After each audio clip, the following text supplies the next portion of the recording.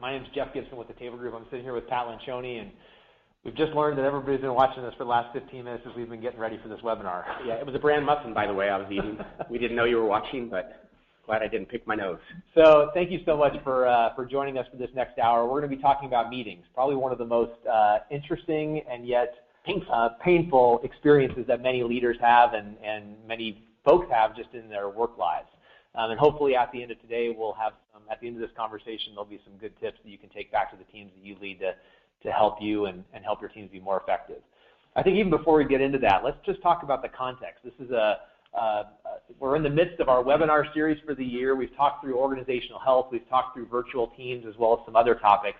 But at the end of the day, meetings is a core part of just making any organization healthy. Let's just set the context for why this even matters, Pat. Yeah, I think that one thing I like to say is if I were to evaluate a company to see if they were a good company or not, and people said you had one piece of data you could look at, I wouldn't look at their their financial information. I wouldn't look at their bottom line. I would probably watch them during a meeting. That would be the one thing I'd like to look at a company to understand if they were strong and healthy. Because I think the way we perform during meetings is really an important indicator of our success. Now, having said that, I find something very interesting. That's over the years, I've had a lot of CEOs and senior executives say to me, gee, if I didn't have to go to meetings, I'd like my job a lot more. Yeah, and that's pretty common that we complain about meetings and we talk about the drudgery of meetings. But if you stop and think about it, that would be like a football player saying, if I didn't have to go to games and practices, I would like this job. Right. Or a doctor saying, if it weren't for patients and surgery, this would be a great gig. When you're an executive, meetings are kind of the most central part of what we do. And if we don't like them and we don't think we're good at them, that's kind of an accusation against ourselves that we're not doing a good job. And it's time for us to rethink it, because the problem with meetings is not that meetings are bad, it's that we have bad meetings. There's nothing inherently wrong with meetings if we do them well. Right. And this is probably one of the most common, painful problems we've encountered in our practice. And years ago, I would go to clients' meetings, and I found that they were terrible, and they were painful, and I struggled with them. And I remember sitting there one day saying, I'm going to look at this and figure out what exactly the problem is. I think we were in that same meeting. Yes, we know that company here in the Bay Area. Very well. And out of that came the book Death by Meeting and the information we're going to be sharing with you today. And I have to tell you, as crazy as it sounds, I really like talking about this, and it's an interesting thing. That book, Death by Meeting, the sales of that book, they continue to be strong because this seems to be like such a universal problem and one that can be solved. Yeah, and for those of you that have read The Advantage, and we've been talking about that all this entire year through our webinar series, know that it takes these 4 disciplines, simple disciplines, to really make your organization healthy. Well, if we had a 5th discipline, I suppose it would be meetings. Because at the end of the day, it weaves through everything. Exactly. And I think the more that we're focused on creating a competitive advantage through organizational health, if we leave the day and not have effective meetings, we're leaving so much off the table. In fact, none of the rest of it will work. And that's why this conversation is going to be so important. So we appreciate you sitting in for this next hour. We have almost 1,000 people on the line, so I know we're going to have a lot of questions coming in. Hopefully up there in the upper right-hand part of your screen, you'll see a dialog box where you can submit questions. Our team here at the Table Group, who you've seen coming in and out of the room as we've been preparing for this, is going to be monitoring those questions and teeing them up to us.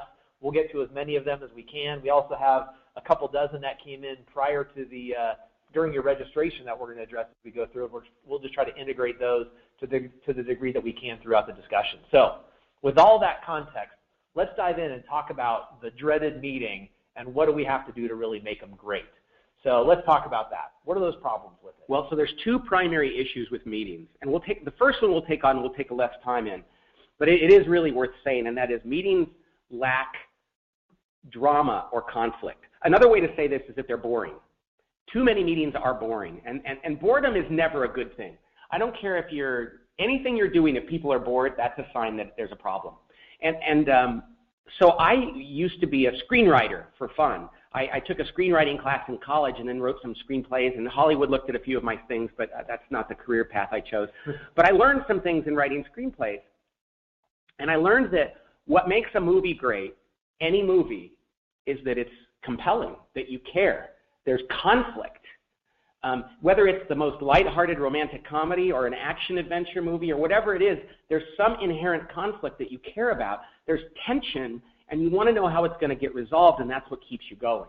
Yeah. And if you go to a movie that's boring, nobody comes out of a movie and says, that was really boring, but I loved it. Absolutely. By the way, the other half of this is that meetings lack, the second problem is they lack context. Yes. We're going to dive into this first one into a little bit more detail and talk about, the difference between meetings and movies. Yeah. It's fascinating. Because the second one, that they lack context, is the biggest problem. Yeah. But we got to deal with this idea that meetings lack conflict. Right. And so when I was coming up with this idea around, I thought to myself, movies and meetings actually have a lot in common in the sense that we've all been to 2-hour meetings. Sure. Most screenplays and movies, the average length is about 2 hours. I think they're getting a little shorter over time. And so I thought, why in the world would a person rather go to a movie than a meeting? If you think, people would go, what are you kidding, Pat? It's like, well, a movie, you don't get to interact with the people on the screen. You have no influence over how it plays out. Right. So it's a passive activity, whereas a meeting is an active activity. You get to influence it. Secondly, the outcome of the movie has no impact on your life, whereas the outcome of the meeting does. Mm-hmm. It's going to actually require you to act in a certain way. Absolutely. Thirdly, a movie, you have to sit still in a dark room and pay a lot of money for bad food, and then you leave with sticky stuff on your feet. Right. And yet, people would choose to go to a movie rather than a meeting. And again, it's because screenwriters and directors realized long ago that they got to keep people's interest. Yeah. Well, we have to have the same attitude when we design our meetings. And what we have to ask ourselves is, what's the conflict here? Why is this meeting worth caring about? And if there's no reason to care, if there really is nothing at stake, then darn it, cancel that meeting because it really doesn't need to exist. Yeah. But the truth is most meetings have plenty of reason to care, and we just have to put that front and center. And how do you do that? And think about some of the movies and what was what was the conflict in some of those movies. And here's just a couple quick examples. Right. And if you ever study literature, every story has conflict, man versus man or person versus person. The Godfather, it's like this right. family versus this family, classic. Another one would be The Perfect Storm. That's man versus nature, Ray Bradbury and all that stuff. Or Jaws. Yeah. And then man versus himself, A Beautiful Mind. Well, how does that reflect on companies? Well, if you're in a meeting, man versus man is probably like, we are competing against that company over there. Right. We have to do a better job than they do. That's pretty interesting. So what are we going to do to beat our competitors? Man versus nature might be things are going on in the industry. There's disruption, there's regulation, whatever else. That's pretty compelling and overwhelming. Man versus himself is we might have cultural issues or things that we have to address inside. Whatever the case is, we have to make that paramount at our meetings so we know why we care. You had talked about, these primary differences. Movies, they're passive, they're irrelevant. At the end of the day, they don't have an impact, whereas meetings are wildly, interactive and frankly relevant not just to you and your situation, but the thousands of people that might work in your organization. Think of what's at stake every time you have a bad meeting. Yeah. Or what's at stake every time you could have a good meeting. Right. And every meeting ought to be interesting. Absolutely. And so the fact is we've just come to accept that meetings are boring, they're penance, we're just going to get through it, it's going to be terrible. And so we've got to change that. Now, how do you do this? Well, one of the things I learned in screenwriting, which I thought was interesting, is that the most important part of a screenplay, so a screenplay is 120 pages when you submit it, and it's 120 minutes if it's 2 hours long. The most important part of a movie or a screenplay is the first 10 minutes or the first 10 pages, because that's the hook. You have to hook people to get them interested. And at the beginning of our meetings, we have to do that. Think of the best movies you've ever seen. They got you interested at the beginning. They didn't wait for 20 minutes to this is mine.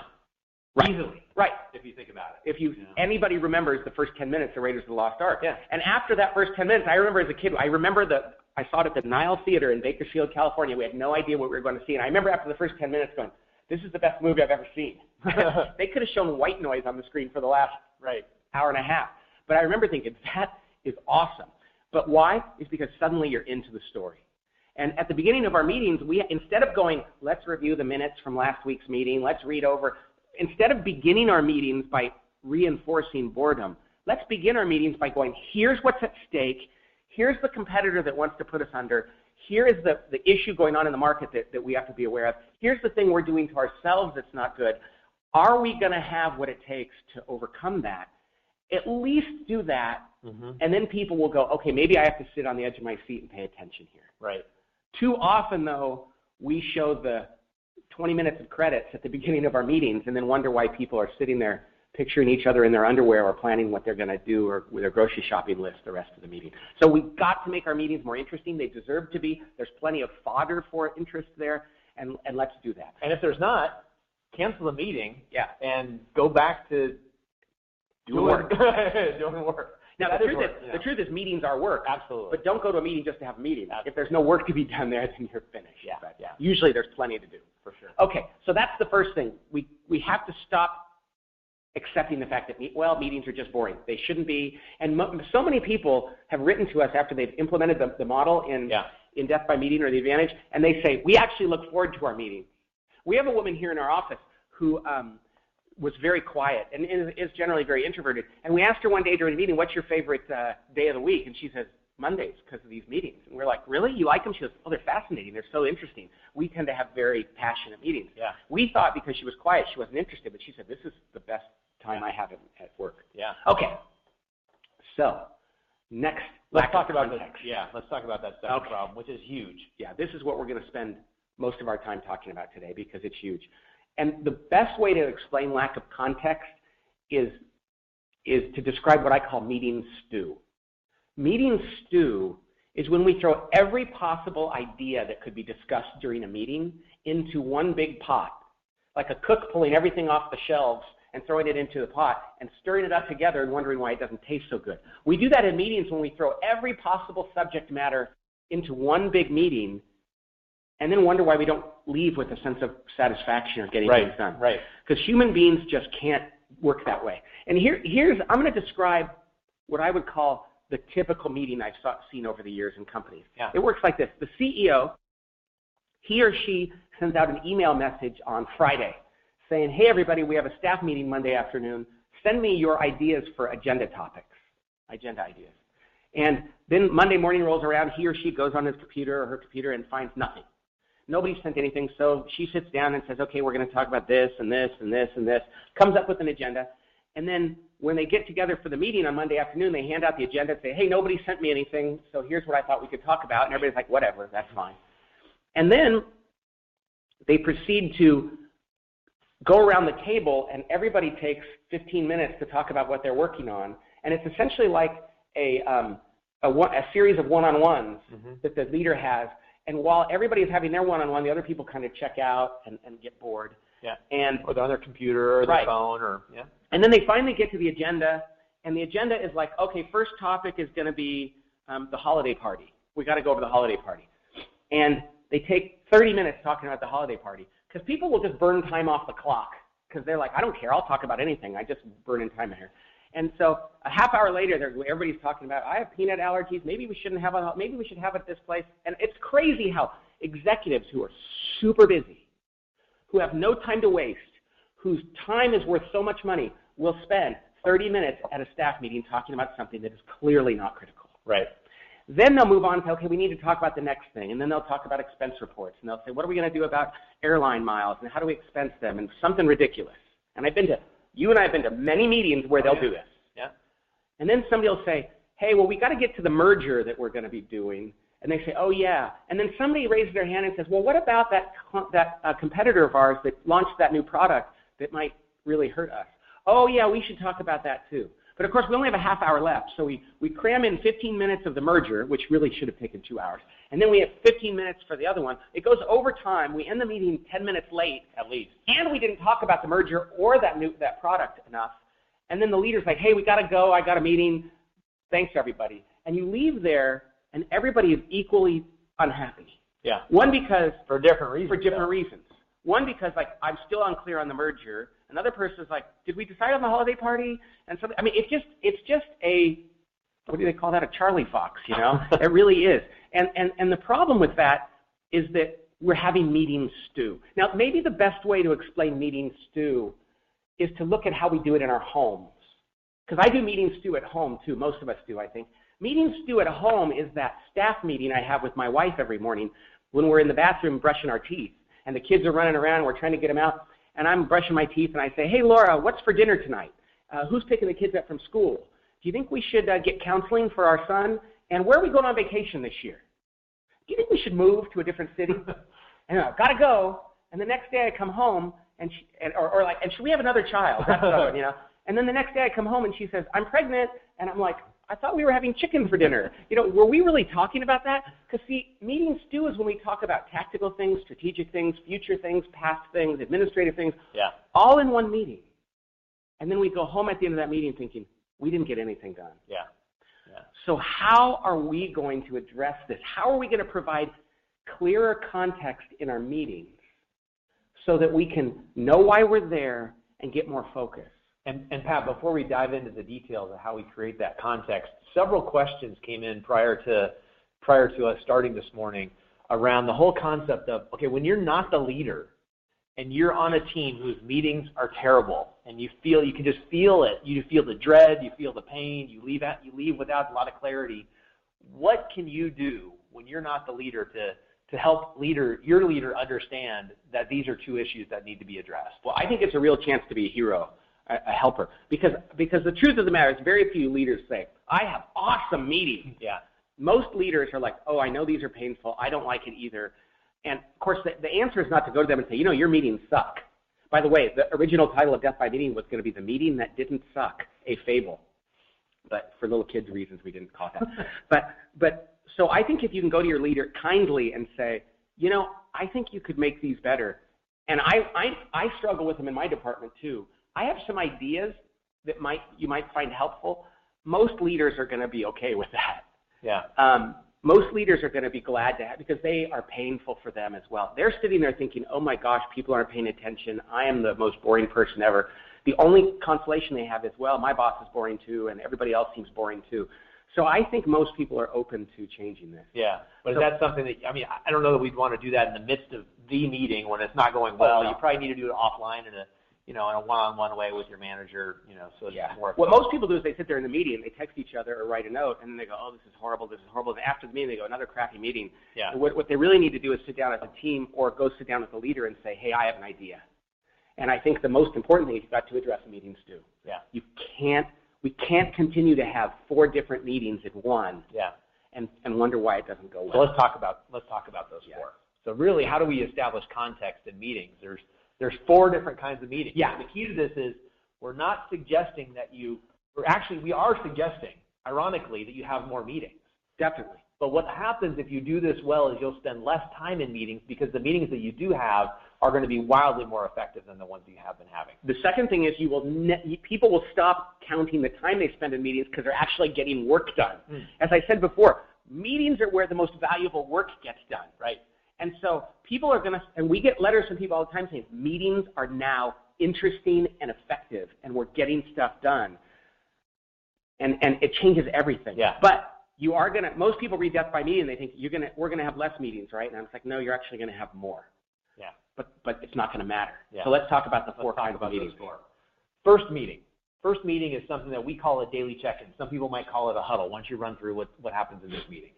Well, the daily check-in is the least important of the 4, but it can be very, very helpful. Yeah. And if you're a team that's co-located, you're sitting on the same floor in the same building, first of all, there's no reason not to do this. Yeah.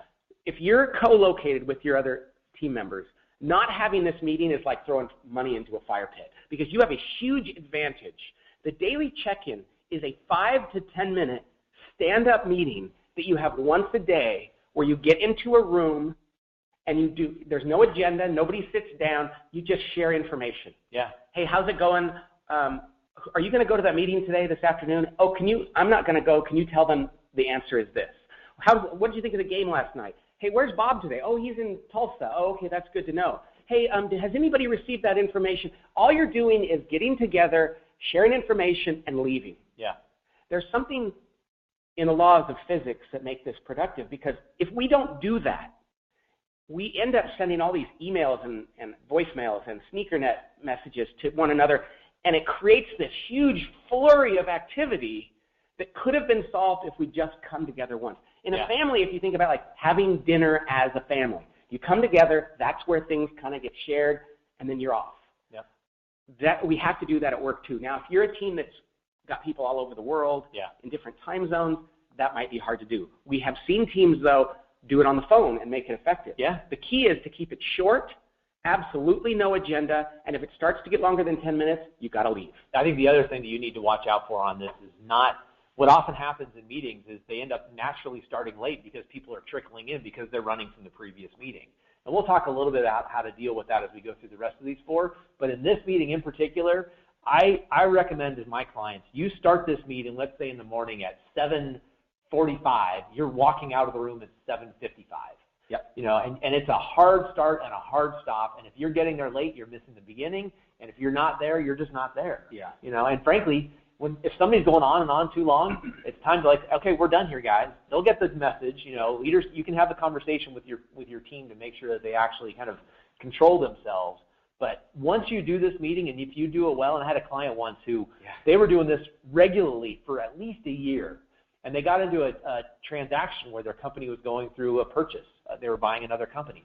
And after about 6 months of that process, because it was taking quite some time, the CEO came to me and he's like, I feel completely disconnected. We haven't been doing our daily meetings. I don't know what's going on, And it's something simple as that. And that seems kind of baffling that a CEO could feel like you don't know what's going on, but at the same time, the level of connectedness that you get because of this meeting is remarkable and important.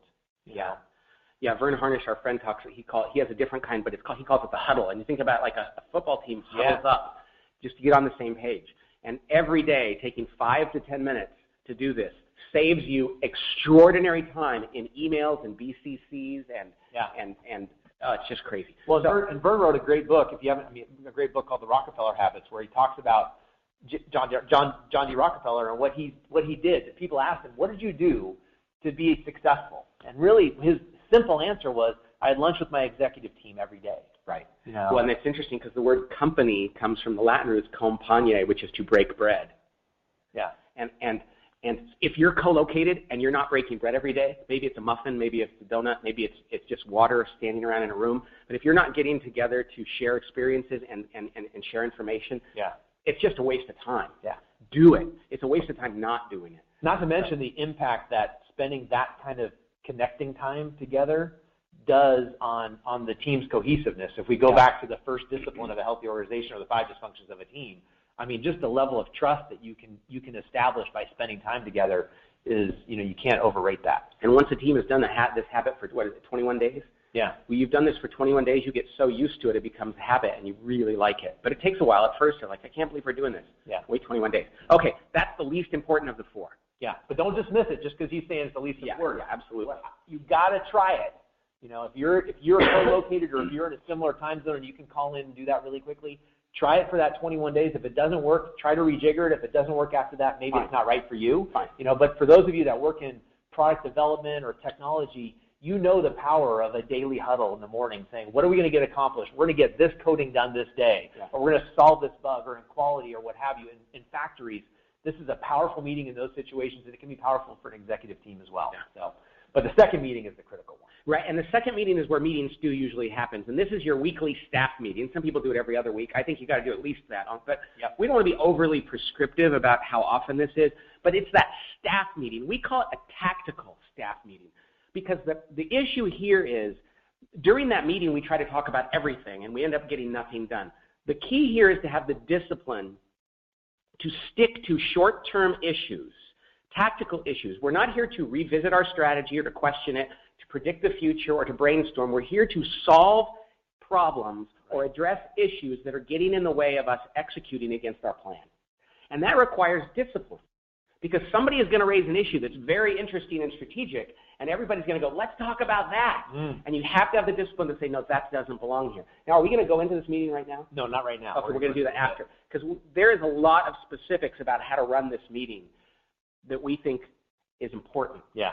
So the tactical weekly staff meeting, it's probably going to be 90 minutes. Yeah. It could even be shorter because it's going to be very focused. Yeah. Okay? And that's not something we're used to in those weekly staff meetings. Yeah. I know I want to dive in and talk about it specifically now too, but our slides are out of order, so we'll go into this. But let's just say we're at that weekly staff meeting, and you're talking about, okay, what's our goals? What do our numbers look like? What's standing in the way? Hey, what's going on? Can we solve that? And then somebody says, oh, yeah, I read this article in the Wall Street Journal, and it could affect our business in the next 2 years. Or this competitor is launching this new big product. Yeah. And that's where people want to go, oh, yeah, let's talk about it. You have to go, no. That is so important and has such long-term ramifications on our business that it deserves more time and energy. And that's what the third meeting is about. And we call this an ad hoc topical meeting. Ad hoc because you should have it whenever you need to. Right.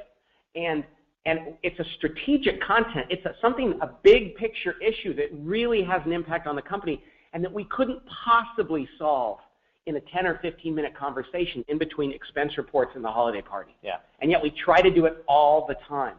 These ad hoc topical meetings, which could last 2 hours, could last longer if they're bigger, nobody complains about going to these meetings because they're fascinating. I mean, this is why most of us went into business, so we could wrestle with big problems. This is what case studies in business school do. It's like, let's figure out how we're going to deal with this competitive threat. The problem is, when we have that conversation in a 15-minute increment at the tactical meeting, it's so frustrating because we're not tapping into all of our knowledge. So when one of those strategic topics comes up in one of our tactical meetings, we have to say, no, let's have a different meeting. Let's go through our schedule, find a time, get some pizza, maybe some beer, go into a room with a whiteboard, and maybe even do a little bit of research. So we're not being totally anecdotal, and come to that meeting prepared to argue, debate, and wrestle with this until we can actually solve it. Yeah. Nobody thinks those meetings are bad or boring or a waste of time because by definition, they're about a subject that matters. Right. And yet we're not allowing people to have the most fun they could have at work because we're trying to have those meetings in the wrong time. So as a leader, one of your responsibilities is to kind of, in that weekly staff meeting, to keep your eyes open on the landscape. And when you hear those strategic topics come up, don't dismiss it because you need to spend time on it, but parking lot it. Very quickly prioritize it in the context of all the other strategic topics that you likely have. And I will tell you that when we meet with clients and we go through this model initially, there is always a backlog of strategic topics that haven't been addressed. And people they're anxious. They want to talk about these things. In a good way. But that is the meeting that oftentimes gets short shrift because we're so focused on the operational stuff. So one of the first things that you have to do, and one of the most important things, is actually prioritize those strategic topics and put together a schedule of those ad hoc meetings.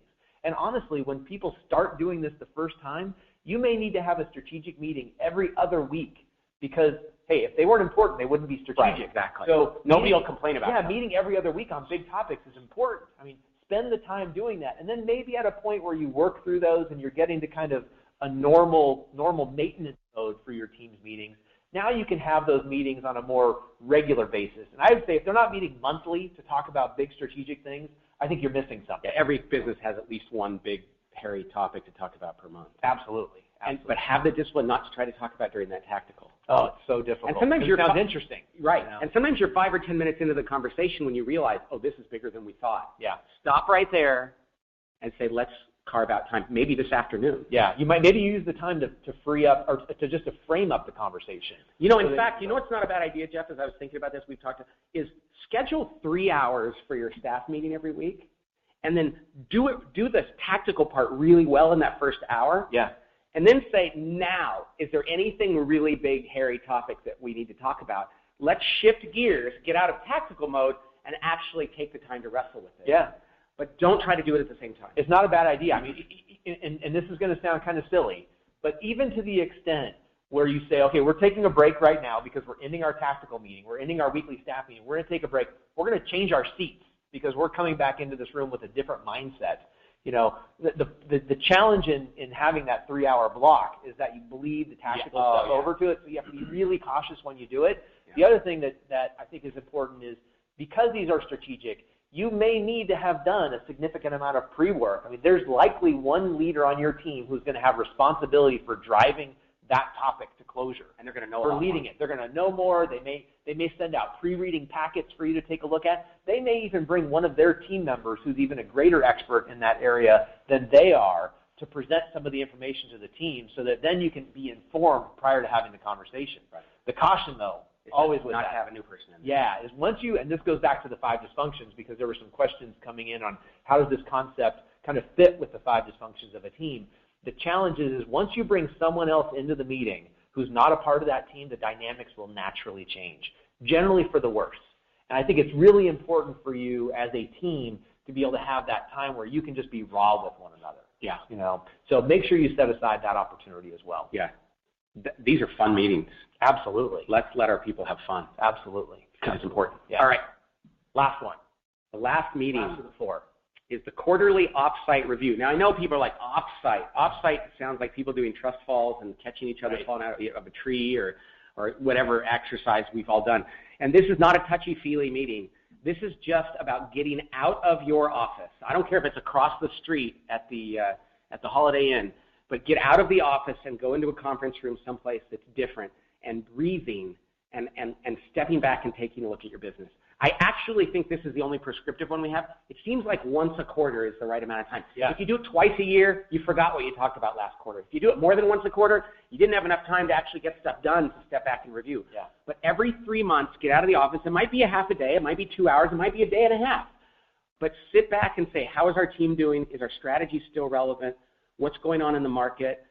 And let's just reset. Yeah, I mean, for those of you that are very familiar with the 4 disciplines from the Advantage, if you think about that second discipline around clarity, around organizational clarity, it's those 6 critical questions that I spend time with my clients in that offsite reviewing. Are we really on the same page about this? Is our thematic goal, our rallying cry, is that still right? How are we doing against it? Yeah. Not to mention, how are we doing behaviorally as a team? And I have a client I've been working with now for a couple of years, and we've stuck to this rhythm of every 3 months meeting as a leadership team. And I would say at least half the meetings, the team will say to me, almost in these exact words, the timing has been perfect. We've started to feel the angst amongst ourselves. There's been some issues coming up that we need to put on the table. And just having those 2 days on their calendar, they know that they're going to be able to spend time there resolving it. Not that they need to wait for it, because they should be resolving it real time, but it gives you the breathing room to do it in a way where you're not rushed, where someone has to get on a plane or you have to go see a customer or whatever it might be. And again, there's 4 seasons a year. There's a reason for that. God makes things with wisdom. Every 4 times a year, you got to do stuff like that. Yeah, yeah. It really makes sense. And the other key is that they're going to look different from company to company, and that's okay. It's not about having a super tight agenda. Oh, the last thing I want to say is this is also where you go, hey, 3 months ago we talked about what everybody at the table needs to get better at. This is where you go, how's everybody doing and improving in their areas? Because when you do that team effectiveness exercise, and some of you may know what that is, that's where you go around the table and give each other feedback about here's the one thing you need to get better at. You got to know you're going to get follow-up on that. And 3 months later is a good time to go, how am I doing, you guys? Yeah. Am I doing this better? And you can't and you shouldn't do that in a weekly staff meeting. No. You can't and you shouldn't do it in an ad hoc topic because it's not relevant to the topic. It'll be distracting. It needs to live in its own space. And so most people, when they look at this model and they see those 4 meetings, they're like, man, Pat, that's a lot of time in meetings. What are you asking me to do? One day, I think it was on an airplane, I added it all up. Yeah. I got my spreadsheet out and I said, let's say that you had 10 full minutes a day. I loaded it up. Weekly staff meetings were 90 minutes a week. You had 4 hours of monthly topical meetings and a full 2 days every quarter. Right. I added it all up, so fully loaded. Right. That's not necessarily going to be the case. And it came into 15% of an executive's time. Yeah.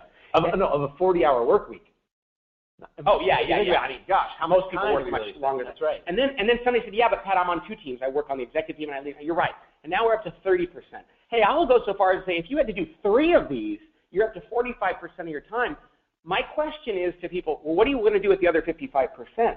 Again, the meetings are going to become working sessions now. You're actually getting things done. But here's the thing. When people implement this model, they never come back to us and talk about how much time I'm spending in meetings.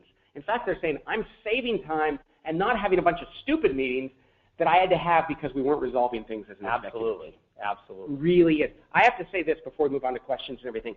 This model around meetings, I'm shocked at how whenever we go into companies, massive, huge corporations, very sophisticated, small businesses, churches, schools, this is the most consistent thing. At the very end of our sessions, we go, so what are you guys going to do right away? And almost all of them go, well, we've got to implement that meetings model.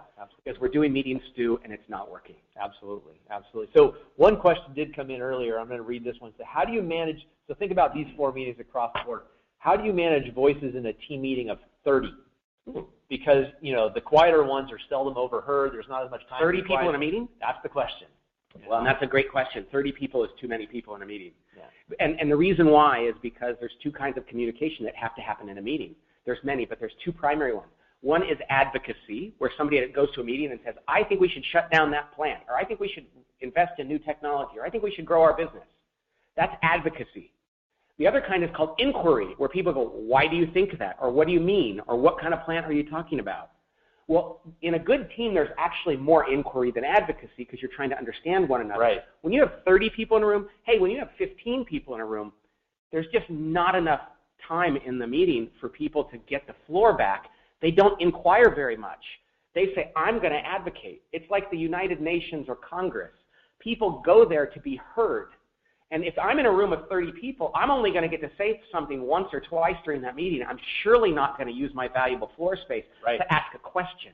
Right. And so what you end up is like Congress, where everybody just keeps saying, this is what I want to do, this is what I want to do, this is what I want to do. The real size of a team needs to be somewhere between 3 and 9. And 9 is at the upper end. Yeah. And so if you have 30, what you probably have there is like a committee, which we know how those work. Ask yourself, who are the 5 or 6 people that really need to be there?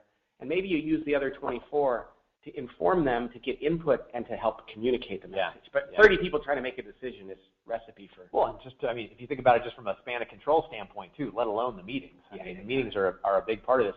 So one question, another question came up is, so, I mean, you kind of answered this, the ideal number that should be on a team is somewhere between that 3 and 9. You know, I always say if you cross a dozen, you've got too many. Oh, yeah. And you really have to think about who that is. And most people should be there. Most people say, well, how am I going to do that? I have to take people off the team. I say, no, instead of starting with 12 and saying, let's take one off one by one, instead say, who are the 4 or 5 that are really my kitchen cabinet, the ones that have to be here? Right. And it's easier to identify that team than it is to pull people off one at a time. Keep in mind, the reason for somebody to be on a team is not because it's a perk or a reward or a status. Yeah. It's because they need to be there because you can't make decisions without them. Yeah. You know, one of the other questions, Pat, that came in that I think applies for all of this it's a universal issue and a challenge right now is the nature of virtual teams. I mean, so many teams across geographies, time zones, spread around the world. How does this apply to a virtual team, and what tweaks are necessary, if at all, to make it effective? First of all, it totally applies to a virtual team. In fact, even more. Because without this level of clarity, now try to have meetings stew on conference calls. Yeah. Right? So this applies especially to virtual teams. Now, the daily check-in is harder. It is. Some teams do it, though, because it becomes so important to have that. But here's the issue. That quarterly offsite review, it's so important that teams are together at least once a quarter. And when you're together, focus on building really strong relationships, not by golfing or scuba diving, but by being in a room together and doing the right things, and committing to this meeting model so that when you're back in your office and you're having that weekly conference call, you're committed to this model, and people are going to call each other if they're not really paying attention. Yeah. Because we've all been in those meetings where you go, Fred, what do you think? Fred, what do you think? And you know Fred's scrambling, and he hits the unmute button and says, oh, I think it's a great idea. And you know Fred wasn't paying attention. You've got to call each other on that. Yeah. And then the ad hoc topicals are really tough to do on phone calls. But you can do it if the team has built strong relationships and hold each other accountable and they're focused. I actually think in the ad hoc topical, you know, some of the newer technology actually helps. I mean, some of the video technology, it can help. It can get in the way. If it doesn't work well, it can get in the way. Don't get me wrong. But having that eye contact really does make a big difference for those, for that and the weekly tactical. And we're going to talk specifically about what's going on in that weekly staff meeting because I think it's absolutely applicable to the virtual team. Yep. No doubt. Polycom and Cisco are 2 companies that have good products in that area. Absolutely. A little commercial for Polycom. We're not biased. They do indeed. Another question came in, and then we're going to dive into that weekly staff meeting specifically. Is there any difference in how this should be applied for volunteer teams? When you have a group of volunteers, it almost is actually more based in the behavioral part of how the team works than just the meetings. But do you see anything here that would be applied differently to a volunteer board or a group of people who aren't, part of the company? And it depends on the nature of the team. If they're a volunteer team, if the only difference is that they're volunteers, and like in a church or a nonprofit, sometimes you have volunteers that they're really staff members that you're just not paying them. Right. The key there is to treat them like employees. Because good volunteers want to be held to a high standard. And when organizations have lower standards for volunteers, all it does is create a culture where volunteers are allowed to be mediocre, and good volunteers don't want to volunteer there. I worked at the Make-A-Wish Foundation, fabulous organization. They held their volunteers to super high standards. You know what that meant? Bad volunteers didn't want to work there because they felt like it was too much. Great volunteers were drawn to them. Yeah. And so if you're in a church or a school or a nonprofit, expect a lot of your volunteers. Now if they're truly just a volunteer and it's not like an unpaid staff member, and they're only around once a month, they're a board member, yeah, this is going to apply differently. This is not about board meetings. This is about team meetings. Right.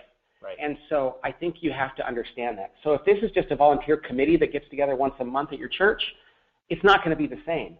However, you need to make those meetings focused. You need to get the real issues up front. And you probably need to at least say to yourself, the purpose of this meeting is to solve a problem or to go through our tactics or to step back and review. At least you can say, what kind of meeting are we having here? Oh, yeah. I mean, I think it applies perfectly to a volunteer team. The question you have to ask yourself is, are you a team or not? And then you can apply this model in a pure way or have to tweak it to apply to you. A board should be doing mostly, well, I mean, board meetings are a whole different thing. A whole different ballgame. So let's talk about this weekly staff meeting. We've alluded to it a lot because this is the one that is, if we don't have this down, we are going to have a really difficult time operationalizing the plans that you have as an organization and as a team. Yeah. And the most heretical statement that we make to our clients about this meeting, and that those of you that have read Death by Meeting know, is that the key to this meeting is to not have an agenda. I'm trying to hear the groan on the phone. What do you mean no agenda? I mean, don't we have to have an agenda? Don't we have to know what we talk about? And don't get me wrong, there's a structure to this meeting, but if you have an agenda trying to come into this meeting, because think about what, how Pat described how a traditional meeting works earlier. We try to prepare for it on Friday. We come in Monday morning. Who knows what's happened over the weekend, over the last 3 days, that might be the most important thing for us to talk about right now as a team.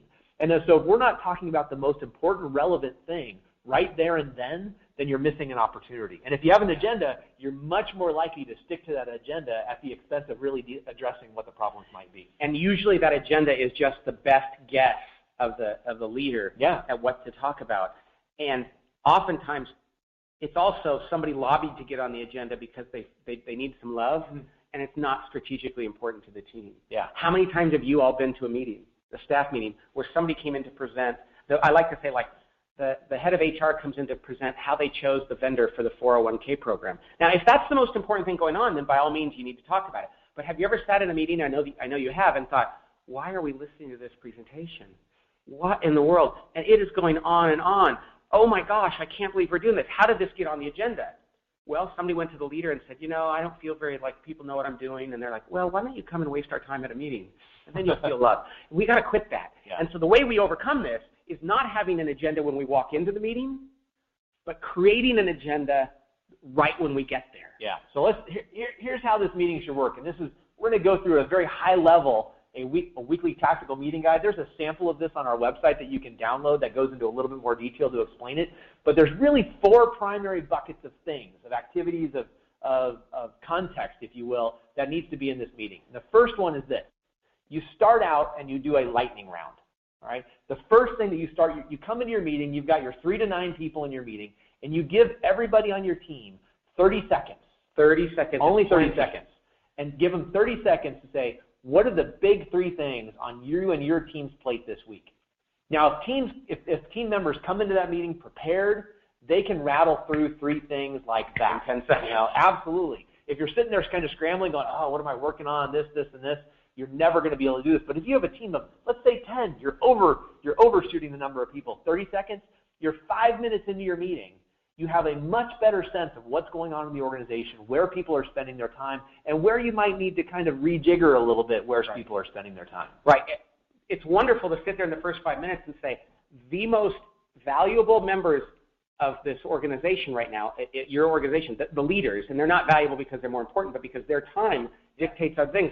In 5 minutes, you've just figured out what is actually happening or what people think is happening. Right. It's so valuable to start the meeting that way. 5 minutes. Right. 5 minutes. Right. Now, the caution that I give you in thinking about this is not an opportunity to convince your peers how busy you are. Yeah. That's what oftentimes happens when you sit down and you do the collective one-on-one. It's like, okay, give me the 10 minutes of what's going on in your organization to show me that you're worthwhile to be here. We know we're all busy. You have to have had those conversations with your team. If you are indeed concerned about the value that they're bringing to the team, that's a different conversation than this. Right. But at the end of the day, what are the big 3 things that are on your plate that everyone else at the table needs to be aware of? And frankly, I wouldn't even filter it that way, because you might think something that they need to be aware of is different than what they actually need to be aware of. So just sharing what's going on. Give me your top 3. Give me your top 3. That's right. Yeah. So that's the first thing. So that's 5 minutes into your meeting now. Okay, the next 5 minutes, what you're going to spend time doing, and maybe 10 minutes, is reviewing your scoreboard. Okay, every team needs to have a scoreboard. For those of you that have adopted the advantage model and you've kind of gone through the clarity questions, we're talking about question number 5 here. What's most important right now? That thematic goal, that rallying cry, and the defining objectives and standard operating objectives that support it. That's your scoreboard. And every week when you're with your team, you should step back and say, how are we doing against this stuff? Yeah, and if you don't know what we're talking about here, I definitely recommend taking a look at the thing on our website, and because it's very simple. And clients, the most cynical clients we've ever worked with, when they get to the scoreboard, they're like, oh gosh, we have to do this. Yeah. Because without this, I don't know how we can have good contextual conversations. And the scoreboard just says, here's what we decided is important. That is the most important thing. Here's the 5 things that allow us to do that. Here's the regular stuff we have to keep our eye on. You should never talk about something in a meeting that isn't affecting one of those things. Yeah, and whether you've adopted our model or not, you should still have a scoreboard that you can look back at and say, how are we doing against that which we've already said is most important? And spend 5 or 10 minutes and grade yourself. And we use the very sophisticated green, yellow, red methodology, to say, how are we doing on this? And have a qualitative discussion to say, we said we were working on this, where are we? And I have to say, I've gone to many companies and I introduced them to the green, yellow, red model. Yeah. And I think they're going to say, Pat, we have reams of data and sophisticated quantitative analysis.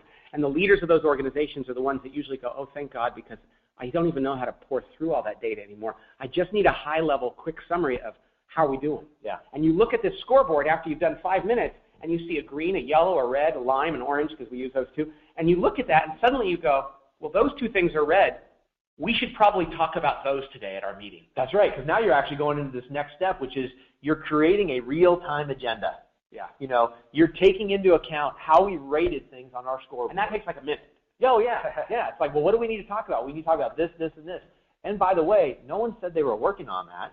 That's kind of a problem, right? We need to actually dive into it. And now the rest of your meeting is actually working through those tactical agenda items, the things that are getting in the way of you achieving what you've already said is the most important thing which needs to be achieved. So it's not like you're structureless in this meeting. You're not like you're just walking in saying, what do we want to talk about, and just kind of follow the breeze. Well, it's like going on a date with my wife and me saying, I need to talk to Laura about this. And then I sit down with her, and we just start talking about that. Maybe the first 10 minutes of the date need to be, what's going on with you, what's going on with me, and there's very likely something else that we need to talk about. Yeah. And I need to spend the first 10 minutes, and it's 10 minutes of this meeting figuring out what's going on and where people are, so we're ensuring that we're not wasting our time on stuff that doesn't matter. Right. That's what people say about this meeting model, is that we don't talk about stuff that doesn't matter anymore. What a beautiful thing that is. Yeah. Because I think one of the most frustrating things is sitting in a meeting and having 8 out of 10 people sitting there going, why are we talking about this?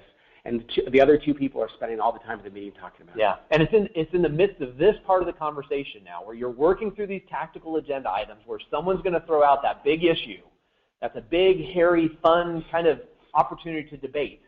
And you have to have the discipline to say, no, we're working through these things right now. I'm going to put that over here. It's important enough that we're actually going to cancel the rest of the meetings we have this afternoon for us to get into it, but we're not going to let it create a departure in what our tactical meeting is. Yeah. And you really know that they're tactical items when you only need to spend 5 or 10 minutes actually resolving it. If all of a sudden you find yourself spending 15, 20, or more minutes into a topic, it probably needs to be pulled out into that topical meeting in and of itself. And the last piece of this meeting, which is frankly something that you should apply to the ad hoc topical meeting as well as your quarterly offsite, is to make sure that you take time at the end of your meeting to do something that we call cascading messages. Yeah. Take the last 5 to 10 minutes to actually decide, what did we decide here? What did we talk about? And what are we going to go back and tell people? Because if you don't, 2 things happen. One is, frankly, the organization just doesn't know what's going on because you're not communicating to them, and this is where things happen, where decisions are made.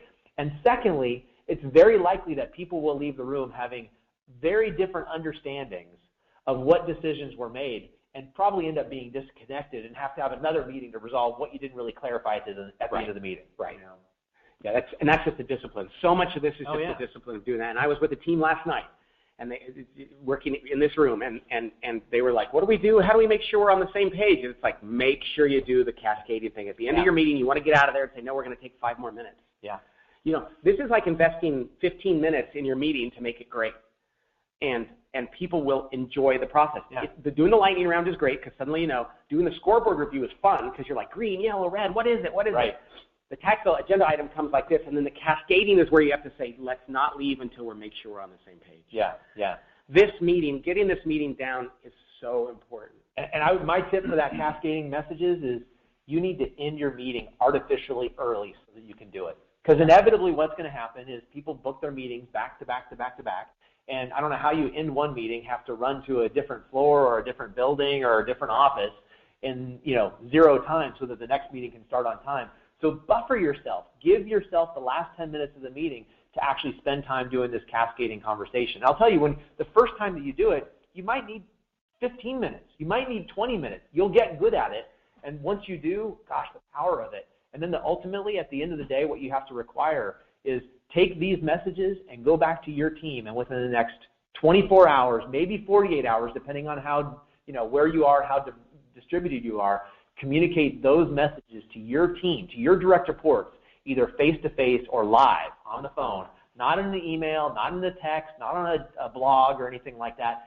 They have to understand the nuances behind it. And they might need to ask a question. They want to know emotionally how committed you are to it. And they don't get that when you're just kind of trying to read between the lines. Right. Right. It's just the discipline of doing that. Absolutely. And for the folks that are asking the virtual team questions, because I know there were several that came in beforehand, and there are several that come in through the course of this call, this meeting is ideally designed to work in a virtual setting.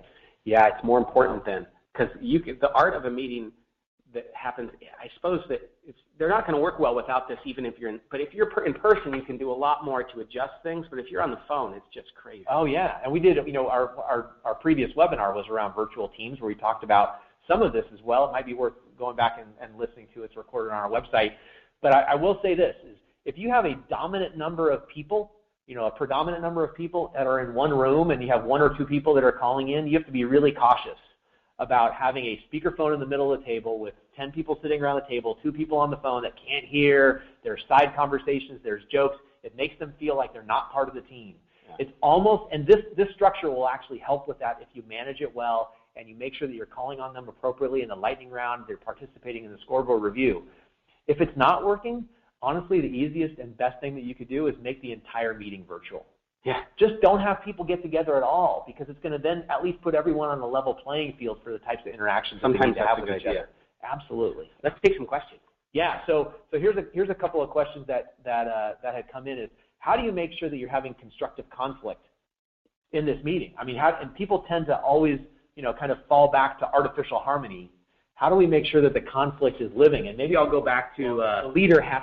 I'll go back to this because we can talk about it in the context here. Yeah, the leader has to be welcome that. In fact, the leader has to be, as we say, a miner of conflict. They have to be looking during meetings like, are people on the same page here? And the leader kind of has this feeling that these 2 people over here at the meeting don't really agree. The leader's job is to go, hey, you guys don't agree on this, do you? And people go, oh, no, we're fine, we're fine. And the leader has to say, no, I don't want you to be fine. I want to know what you think. What would you do if it were you? And what would you do? The leader has to drag that conflict out onto the table. It's not unproductive. It's very productive and constructive. But the leader's job, and if the leader does it, other people will start doing it. Right.